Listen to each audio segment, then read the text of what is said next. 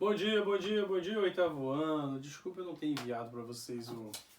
Não pude abrir a aula porque eu estava com problema de internet, mas na verdade eu estou ainda com problema de internet. Eu tive que recorrer aqui a uns recursos só para fazer esse vídeo. Eu abri até aqui rapidinho para vocês poderem entender melhor. Então vamos lá. Página 16, volume 2, capítulo 8. Nós vamos iniciar hoje aqui o capítulo 8, correto? Então nós temos que parar para pensar a seguinte questão. Páginas, anotem aí, 16, 17, 18, 19, vocês vão ler. Página 20, exercício, tá bom? Então vamos lá, 16, 17, 18, 19, leitura. Na página 20, exercício. Então vamos lá, eu fiz um pequeno resumo aqui. O que nós vamos estudar hoje? Nós vamos estudar 3 companhias de teatro que foram praticamente primordial assim, a existência delas. Que é o Teatro Brasileiro de Comédia, o TBC, o Teatro de Arena e o Teatro Oficina. Ok? Para pensar o seguinte, o teatro hoje no Brasil existe justamente por causa disso. Os grandes atores começaram também nessas companhias de teatro. O primeiro foi o TBC, o Teatro de Comédia Brasileiro. Ele não, assim, ó, apesar do Teatro Brasileiro de Comédia, apesar do nome da companhia ter esse nome de Teatro Brasileiro de Comédia, ele não necessariamente ele trabalhava com textos apenas de comédia. A dramaturgia estava presente. Ressalto, foi o primeiro, 1948. Outra coisa que vocês têm que entender é o seguinte, ele é um teatro paulista. Eles entendiam que aqui eles estavam mais para aprender. Então eles tinham uma mania de trazer toda aquela um espetáculo, toda aquela estética do que estava acontecendo lá fora, eles queriam trazer para cá. Então todo o texto da dramaturgia era internacional, faziam uma tradução. Tanto os diretores como os técnicos, técnico de som, técnico de camarim, técnico de fotografia, né, que é a luz, todos os técnicos do espetáculo, assim como o diretor, também eles traziam de fora, principalmente Estados Unidos. E eles também tinham o seu trabalho dentro da estética do teatro europeu, né? Onde tudo começou, né? O teatro grego, aquela questão que vocês já estudaram. Então, bota uma coisa na sua cabeça. TBC, Teatro Brasileiro de Comédia, 1948, o espetáculo ele tinha toda aquela estética eles acabavam importando, tá? Tanto os técnicos como os dramaturgos eles trabalhavam em cima de textos que já existiam e sempre de fora, ok? O segundo teatro é o Teatro de Arena, também muito conhecido. Esse já veio um pouquinho depois, 1953. Também tinha os textos baseados nos textos estrangeiros, tá bom? Um dos mais importantes que popularizou o teatro no Brasil.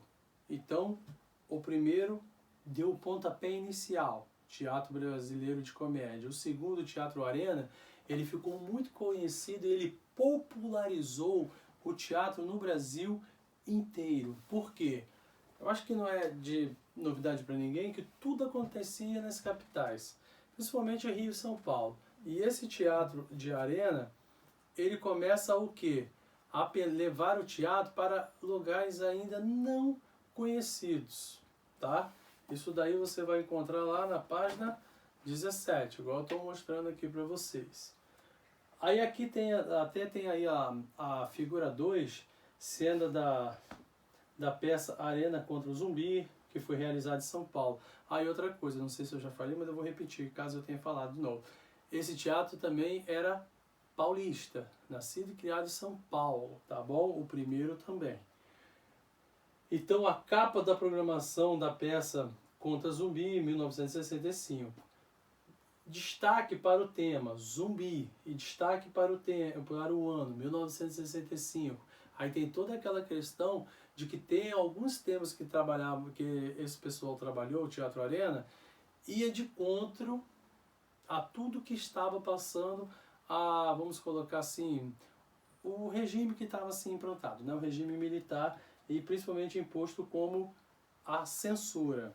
E baseando em cima disso, numa relação de até desafiar a censura para alguns e para outros, foi uma maneira que foi para passar a mensagem de uma maneira mais objetiva, eles criaram o chamado Coringa. O que seria esse Coringa? Que era aquele personagem, era aquele ator que tinha uma flexibilidade maior de fazer uma interação entre palco e público. Ele fazia essa ponte, tá? E também no Teatro Arena, que ficou conhecido também, os músicos, as companhias, por exemplo, contratava-se 3, 4, 5 músicos e eles ali iam ditando o compasso, ia marcando passagens, por exemplo, de cenas. Quem usava muito isso foi o nosso amiguinho lá atrás, 1920, 1930, Charlie Chaplin, né? Que ele era um teatro mudo e, no caso, ele ia passando essas ideias. Ok? Tudo bem? Vocês vão fazer a leitura e vocês vão se aprofundar um pouco mais.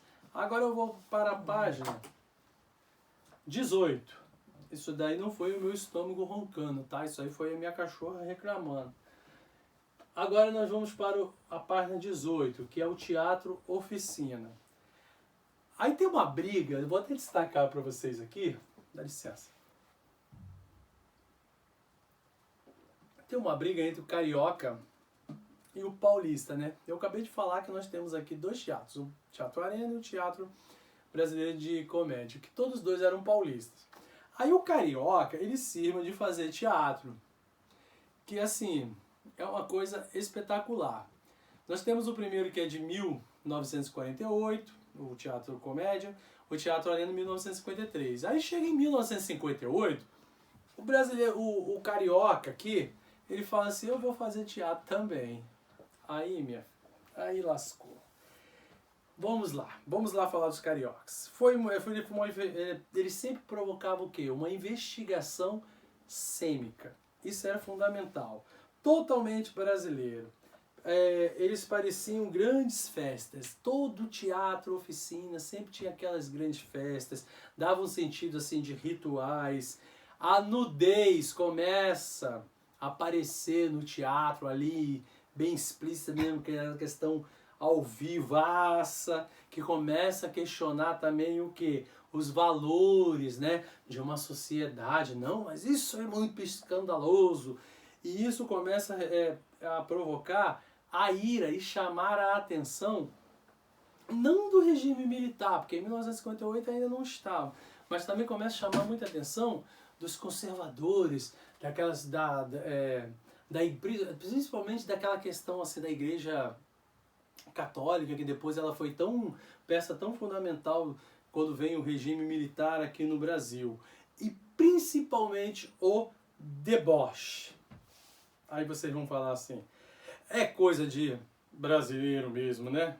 Então, olha só, quando você até destaca esse texto aqui, ó, outro grupo de teatro marcante do contexto da ditadura, o Desi de Coquetéis, surgiu na década de 1970 no Rio de Janeiro, montando um espetáculo musical cheio de ousadia, humor e reverência.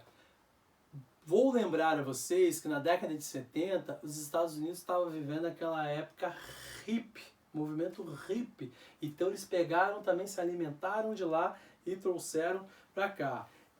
Outra diferença, enquanto os outros dois lá, o de comédia e o Arena, eles trabalhavam principalmente com texto internacional, o Teatro Oficina, ele trabalhou totalmente com texto brasileiro. Ele falava assim, não, aqui ficar exportando nada, nós temos muita coisa aqui para mostrar, tá? Então, eles estavam sempre muito preocupados. E apesar de parecer essa festa, essa bagunça, né? Eu destaco esse trecho aqui, ó, esse pedacinho aqui embaixo aqui, ó, que é o seguinte, o grupo, lá na página 18 mesmo, o grupo tinha uma preocupação corporal extremamente rígida, não era bagunça, gente. eles tinham uma preocupação corporal extremamente rígida. Aulas de 10, de jazz, dance, sapateado, o que garantia o quê? Sempre uma qualidade muito peculiar, tá? Não é bagunça por ser bagunça, não. Ok? E também era uma maneira que eles conseguiam o quê? Driblar, né, de uma certa forma assim, a ditadura militar e a censura. Ditadura militar não, a censura. Tá bom? Então, vamos lá para a página 20. A página 20, hora da criação. Vou mostrar aqui para vocês, é mais fácil, né? Eu tô fazendo aqui, mas eu tô fazendo errado. Aqui, ó, página 20, hora da criação. A hora da criação é o seguinte: muitos textos teatrais, no período da ditadura, foram escritos, vai fazer toda aquela introdução. Mas vamos lá embaixo. Quando o texto estiver pronto, faça uma leitura dramática. Cada integrante do grupo deverá ler as falas de um personagem e, se for necessário, um dos integrantes poderá ler as rúbricas. Presta atenção. Vou falar 3 pontos. Primeiro, o que vocês mais gostam de fazer, que vocês vão reclamar pra caramba, mas vão ter que fazer. Vocês vão filmar. Vão fazer um pequeno vídeo depois que vocês criarem o texto na interpretação. Segundo, posso fazer sozinho? Pode. Você cria o texto, filma, manda para mim ver. Terceiro, mas se eu quiser colocar o meu pai para me ajudar aqui, ser um integrante, posso? Deve. Minha mãe, ótimo. Meu irmão, excelente. Minha avó, ótimo. Desde que esteja em quarentena com você, pode fazer. Tá bom? É só isso que eu vou pedir para vocês. Quando é para enviar, professor, vamos fazer o seguinte? Até a próxima aula. Porque como eu não vou cobrar de vocês, como, né, a aula está sendo um dia depois, você pode me entregar até a próxima aula. Aquele jeitinho, na hora da chamada, você fala: professor, eu vou apresentar meu vídeo. Seria interessantíssimo, em vez de você me enviar, você ficar guardadinho. Na hora que eu falar a chamada lá, fulano, aí você vai, eu deixo você compartilhar a tela e você mostra para a turma toda. Agora, se você não quer mostrar para a turma toda, tudo bem, aí você pelo menos manda para mim. Eu não garanto que eu não vou mostrar depois, tá? Mas assim, você não precisa ouvir, tá bom? Então, hoje podemos encerrar a nossa atividade, tá bom? Qualquer dúvida, entre em contato aqui no WhatsApp que eu tento responder o mais rápido possível. Muito obrigado.